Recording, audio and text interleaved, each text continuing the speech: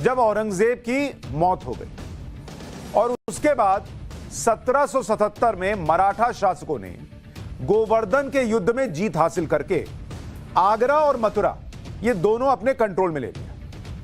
मराठा शासकों ने कृष्ण जन्म स्थान के प्राचीन मंदिर समेत पूरे जो कटरा केशवदेव इलाका है उसकी जमीन को नजुल यानी सरकारी जमीन घोषित कर दिया। पूरी जमीन को मराठा शासन के समय ईदगाह मस्जिद में अजान देने वाला जो मुअज्जिन होता है वो भी ईदगाह मस्जिद छोड़कर चला गया, दूसरी जगह चला गया। उसको पता ये सरकारी जमीन हो गई, दिक्कतें आ सकती हैं, तो चला गया छोड़कर, मस्जिद छोड़कर चला गया। सन 1803 में अंग्रेजों की ईस्ट इंडिया कंपनी ने लॉर्ड लेक के नेतृत्व में मराठा शासक दौलत राव सिंधिया को हरा दिया और मथुरा का शासक कौन बन गए? अंग्रेज बन गए। और ये कब की बात बता रहा हूं? 1803 की बात बता रहा हूं। यानी 1777 में मराठा और उसके बाद 1803 में अंग्रेजों के पास मथुरा चला गया। लेकिन मथुरा का शासन अंग्रेजों को मिलने के बाद भी कटरा केशवदेव की जमीन, जिसे सरकारी जमीन घोषित किया गया था मराठाओं के वक्त, वो सरकारी जमीन के तौर पर ही बनी रही। मथुरा को जीतने के 12 साल बाद अंग्रेजों ने कटरा केशवदेव की जमीन की नीलामी करी। यानी 1803 में जीता और उसके बाद 1815 में जमीन की नीलामी अंग्रेजों ने की। 1815 में कटरा केशवदेव की 13.37 एकड़ जमीन बनारस के राजा पटनीमल ने नीलामी में खरीदी। यह वही जमीन है जिसको लेकर अभी केस चल रहा है। तो वो 1815 में राजा पटनीमल ने जमीन को खरीदा था, यह डॉक्यूमेंटेड है। राजा पटनीमल के कटरा केशवदेव की पूरी जमीन खरीदने के रेवेन्यू और म्युनिसिपल रिकॉर्ड मौजूद हैं। 1875 से 1877 यानी इस 2 साल के बीच पटनीमल के वंशजों को जमीन पर कोर्ट से 6 से ज्यादा डिक्री जारी की गई, मतलब 6 से ज्यादा डॉक्यूमेंट्स जारी किए गए, आदेश जारी किए गए। तो सब सबूत है, क्योंकि 91 का एक्ट यहां लगना नहीं। जमीन किसकी है, मालिकाना हक किसका है, और जिसका जो मालिक है वही तो बोलेगा ना कि हाँ ठीक है, ईदगाह मस्जिद जो है वो आप अपने हिस्से की जमीन रख लीजिए, या आप जिधर है उधर की जमीन रख लीजिए। तो जिनकी जमीन है वो कह रहे हैं कि जिसने ये डील कर ली उसका तो हक ही नहीं था। जमीन पे बात होनी है, जमीन के रिकॉर्ड आपको बता रहा हूं। राजा पटनीमल के वंशजों को मथुरा की जमीन पर बसने वाले किराएदारों से किराया भी मिलता था, और यह सबूत होता है। किराएदार ने किराया दिया, यह आपको मालिक होने का सबूत होता है। अंग्रेजों के जमाने में ही मुस्लिम पक्ष कटरा केशवदेव की जमीन की बिक्री के खिलाफ कोर्ट चला गया था। अब आप सुनिए, पहले भी जब कोर्ट में ये लोग गए तो क्या हो चुका है और वो कितनी बड़ी गवाही है, सबूत है इस मथुरा के मामले में। ये डिटेल आपको कहीं और नहीं मिलेगी, सब आज के केस की बात कर रहे हैं। सुनिए 1832 के केस में क्या हुआ था। 1832 में ईदगाह मस्जिद के मुअज्जिन जो अजान लगाता था, जो छोड़ के चला गया था, वो 1832 में मुअज्जिन अताउल्लाह खातिब ने कटरा केशवदेव की जमीन बिक्री रद्द करने और मस्जिद को रिपेयर करने की अर्जी लगाई कि भाई ये जो बिक्री है, ये जो आपने दी है जमीन, ये कैंसिल कर दीजिए। लेकिन ये केस खारिज हो गया उस मुअज्जिन का। किस आधार पर खारिज हुआ? कि मराठा शासन के दौरान मुअज्जिन मस्जिद छोड़कर भाग गया था। तो ये केस खारिज हो गया कि जब तुम वहां रह नहीं रहे थे, तुम तो मस्जिद छोड़ के भाग गए थे, तो तुमको क्या पता मालिकाना हक किसका है, नहीं है। तो वो केस 1832 वाला खारिज हो गया। वहां मुस्लिम पक्ष जो है वो पहले एक बार मुंह खा चुका। ये पहली बार केस हुआ था उस जमीन को लेकर। अब आपको बताता हूं 1897 में अहमद शाह नाम के व्यक्ति ने कटरा केशवदेव के पास रोड रिपेयर कर रहे गोपीनाथ पर केस कर दिया कि ये रोड क्यों बना रहा है, ये तो जमीन मुसलमानों की है। इस केस को भी मजिस्ट्रेट ने खारिज कर दिया और कहा कि यह साबित नहीं होता। ध्यान से सुनिए, 1897 में मजिस्ट्रेट ने केस खारिज किया अहमद शाह का और कहा कि यह साबित नहीं होता कि यह जमीन मुसलमानों की है। तो यह दूसरा मौका था जब यह जमीन मुसलमानों की नहीं है, यह कोर्ट में साबित हुआ। दो सबूत आपके सामने रख दिए जिसकी चर्चा कहीं नहीं हो रही। मथुरा विवाद में तीसरा केस आया, और यह कब आया? यह आया 1920 में, जब अंजुमन इस्लामिया के सचिव काजी मोहम्मद अमीर ने कोर्ट में अर्जी दी कि मस्जिद की परिधि में कुछ पुराने अवशेषों पर पुजारी प्रहलाद नाम के व्यक्ति ने मंदिर बनाना शुरू किया, और क्योंकि यह जमीन मुसलमानों की है और उनके अधिकार में है, इसलिए यहां बने मंदिर के हिस्से को गिरा दिया जाए। इस केस के फैसले में जज थे एच.जी. हार्पर। उस जज ने, एच.जी. हार्पर ने, एक बहुत इंपॉर्टेंट ऑब्जर्वेशन दिया था। क्या दिया था? जज ने उस वक्त कहा कि मथुरा पर आर्कियोलॉजिस्ट एफ.एस. ग्राउस की किताब और दूसरे फैसलों में दोनों पक्षों द्वारा दिए गए संदर्भों से स्पष्ट है कि जिसे कटरा केशव देव कहा जाता है, उस जगह पर एक समय पर भगवान कृष्ण को समर्पित एक भव्य और अहम हिंदू मंदिर था। यह जज एच.जी. हार्पर अपने केस में ऑब्जर्वेशन के दौरान कह रहे हैं, और यह केस कब का आपको बता रहा हूं? यह आपको बता रहा हूं 1920 का केस बता रहा हूं। जज ऑब्जर्वेशन में कह रहे हैं कि वहां पर आर्कियोलॉजिस्ट की किताब में लिखा हुआ है, उसके आधार पर, और जो पिछले केसेस है, और उस किताब के बारे में आपको अभी आगे बताऊंगा, कि वहां भगवान कृष्ण को समर्पित एक भव्य और अहम हिंदू मंदिर था। औरंगजेब ने इस मंदिर को तोड़ा और यहां पर बहुत बड़ी मस्जिद बनवा दी। यह जज ने कहा है। यह मस्जिद आज भी खड़ी है और मुसलमान यहां ईद की नमाज के लिए इस्तेमाल करते हैं। यह मस्जिद मंदिर के नींव के हिस्सों पर खड़ी है, जो कि आज भी साफ दिखता है। मस्जिद के चारों तरफ अचानक ढलान है। अब आपको कुछ तस्वीरें दिखाता हूं। जिस मस्जिद का जिक्र हो रहा है कि वो मंदिर के नींव पर खड़ी है और उसके चारों तरफ ढलान है, यह 1949 की तस्वीर आपको दिखा रहा हूं। और अगर आप देखेंगे इस तस्वीर को, अगर आप देखेंगे, आपको यहां दिखेगा, देखिए, ये यहां आपको मस्जिद दिख रही है, ये मस्जिद दिख रही है। ये जो नीचे का हिस्सा कहा जा रहा है, ये कहा जा रहा है कि ये मंदिर का बेस है। अचानक से आपको यहां ढलान दिख रही है।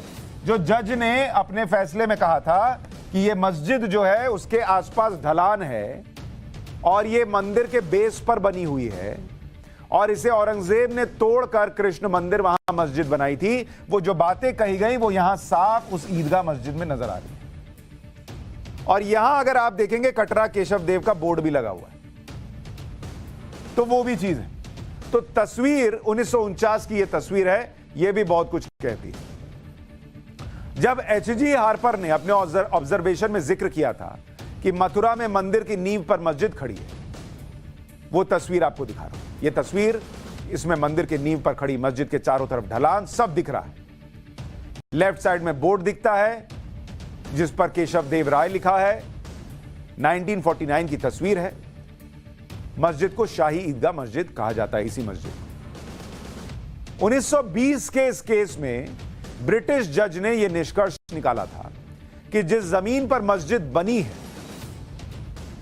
वो कम से कम 100 साल पहले राजा पट्नीमल और उनके परिवार के नाम पर थी। इसलिए कोई अन्य पक्ष इस जमीन के मालिकाना हक पर दावा कर ही नहीं सकता। मुस्लिम पक्ष के दावे को खारिज करते हुए कोर्ट ने यह भी कहा था कि मस्जिद की परिधि में कोई नया मंदिर बनाने की कोशिश नहीं हुई। विवादित जमीन पर सालों से मंदिर था, इसलिए जो मंदिर बनाया जा रहा है कि वो मस्जिद की जमीन पर नहीं बनाया जा रहा, इसलिए केस खारिज किया जाता है। तो ये तीसरा केस था 1920 में जो मुस्लिम पक्ष हार गया। तीन केस हारे और तीनों में एक ही बात कि यहां मंदिर था, यह मस्जिद मंदिर तोड़कर बनी, और यह जमीन किसकी है? मालिकाना हक मस्जिद के पास नहीं है, केशव देव राय के पास है। 3 केस आपको बता दिए, सबूत हैं ये, सबूत। अब आपको बताता हूं कि वहां कैसा मंदिर था, फिर कुछ और सबूतों पर आऊंगा, क्योंकि मंदिर की बात तो हो रही है। मथुरा में प्राचीन केशव मंदिर को सबसे पहले 11वीं सदी में मुस्लिम आक्रांता महमूद गजनवी ने तोड़ा। फिर 12वीं सदी में मोहम्मद गौरी के सेनापति कुतुबुद्दीन ऐबक ने तोड़ा। फिर 14वीं सदी में सुल्तान फिरोज शाह तुगलक ने तोड़ा। फिर 15वीं सदी में सुल्तान सिकंदर लोदी ने तोड़ा। बार बार इन हमलों के बाद भी 16वीं सदी तक केशव मंदिर को पूजा करने वाली स्थिति में स्थापित किया गया। मुगल बादशाह अकबर के शासनकाल के दौरान सन 1580 में एक पुर्तगाली यात्री फादर एंटोनियो मोन्सेरेट वो मथुरा आए। उन्होंने क्या कहा प्राचीन केशव मंदिर के बारे में, उन्होंने क्या लिखा, ये गवाहियां हैं, सुनिए। उस आदमी ने लिखा, पुर्तगाली यात्री ने, कि मथुरा में कई मंदिरों के बीच सिर्फ एक हिंदू मंदिर बचा है, बाकी मंदिरों को मुसलमानों ने पूरी तरह से ध्वस्त कर दिया। यमुना के किनारे बने इस मंदिर में पूरे भारत से भारी भीड़ आती है। वो लिख रहा है कि बाकी मंदिर तो तोड़ दिए गए, एक बचा हुआ है। इस मंदिर में प्रवेश के लिए भक्तों को यमुना के किनारे सिर और दाढ़ी मुंडवानी होती है और यमुना में कई बार डुबकी लगानी होती है। पुर्तगाली टूरिस्ट है, उसको हिंदू रीति रिवाज नहीं पता, तो वो बता रहा है जो देख रहा है। यमुना के किनारे करीब 300 नाई बैठते थे जो बड़ी संख्या में आए भक्तों का सिर मुंडवाने में लगे रहते थे। तो यह व्यक्ति भी उस जमाने में लिख कर जा रहा है कि वहां मंदिर था। अब एक और गवाही सुनिए। 17वीं सदी में केशव देव मंदिर का पुनर्निर्माण मुगल बादशाह जहांगीर के शासनकाल में बीर सिंह देव बुंदेला ने किया। और मंदिर का पुनर्निर्माण शायद इसलिए संभव हो पाया क्योंकि बीर सिंह बुंदेला ने जहांगीर के कहने पर जहांगीर के पिता अकबर के करीबी अबुल फजल को मार दिया था। तो शायद इनाम के तौर पर कि चलो वफादारी निभाई तो इसको एक मंदिर बनवा देते हैं, वो हिसाब रहा होगा। जहांगीर ने अपनी आत्मकथा में लिखा है कि दक्कन से अबुल फजल को अकबर के दरबार में बुलाया गया है। उसे दरबार में आने से रोकना जरूरी है। उसके रास्ते में बीर सिंह देव का इलाका पड़ता है। मैंने संदेश भेजा है कि अगर बीर सिंह अबुल फजल को रोकेगा और उसे मार देगा तो बहुत अच्छा होगा। अच्छा हुआ कि अबुल फजल बीर सिंह के इलाके से निकला।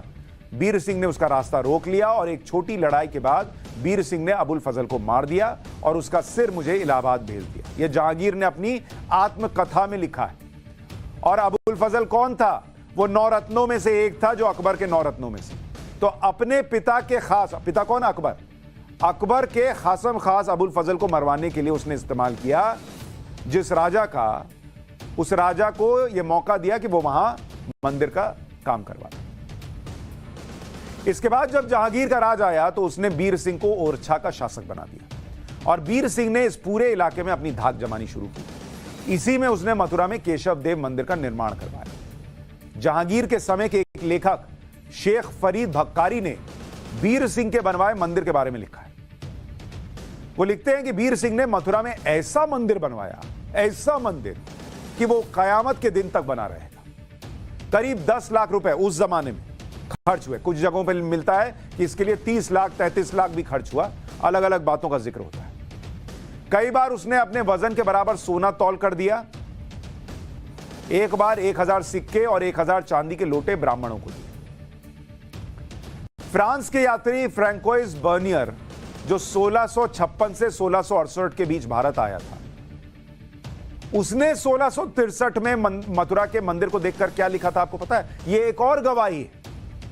आज पाठशाला में आप सिर्फ गवाहियां सुनते जाइए जो इतिहास के पन्नों में दर्ज हैं, जो आपको सुनने को नहीं मिलेंगी, जो कहीं नहीं मिलेंगी। और ये गवाहियां चीख चीख कर कह रही हैं कि 91 का एक्ट लगना नहीं, जमीन का मालिकाना हक साबित हो ही जाएगा।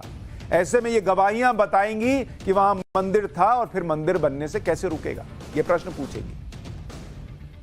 तो जिस व्यक्ति के बारे में आपको बता रहा हूं, 1656 से 1668 के बीच फ्रैंकोइस बर्नियर फ्रांसीसी यात्री आया। उसने क्या लिखा सुनिए।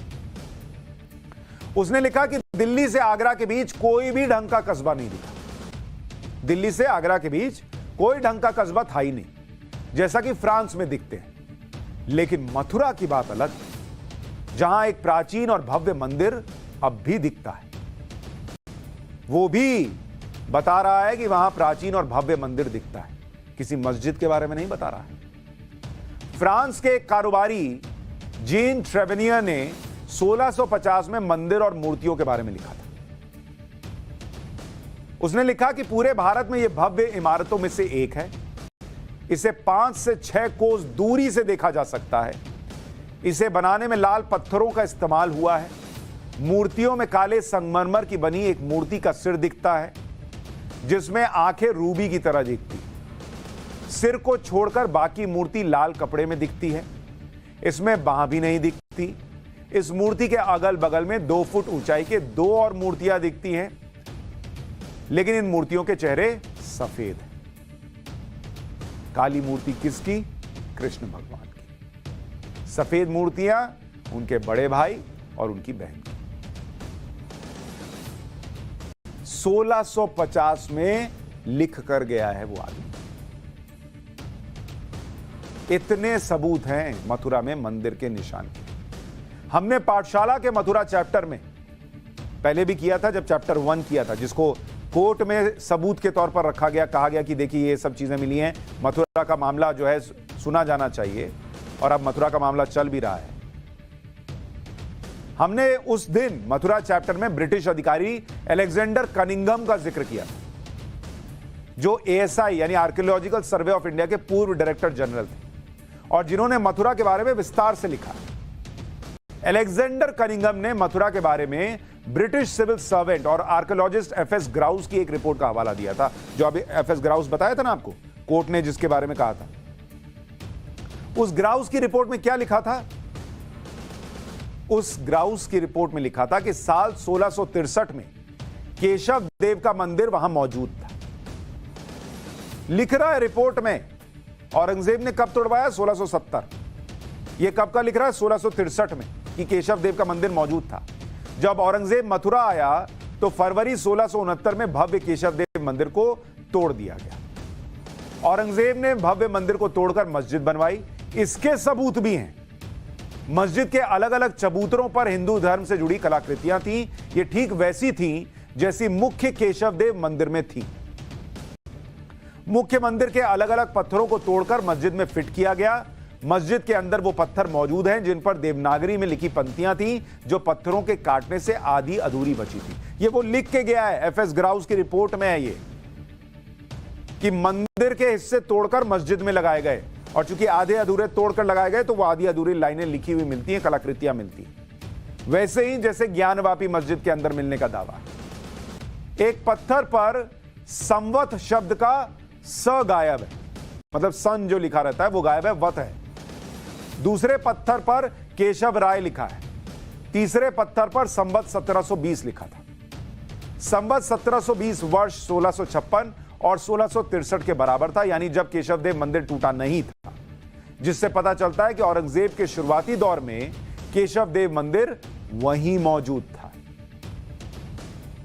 मथुरा की जमीन को लेकर चले कोर्ट के सभी मामलों में यह साबित हो चुका था कि इस जमीन का मालिकाना हक राजा पट्नीमल और उनके वंशजों के पास था, जिसे उन्होंने नीलामी में अंग्रेजों से खरीदा था, और इस जमीन के किसी भी हिस्से पर मुसलमानों का कोई अधिकार नहीं था। यह हर केस में साबित हुआ। कोर्ट कह चुका है, दस्तावेज कह चुके हैं कि मुस्लिम पक्ष का उस जमीन पर कोई अधिकार नहीं। मंदिर को लेकर क्या बातें हैं वो मैंने आपके सामने रख दी।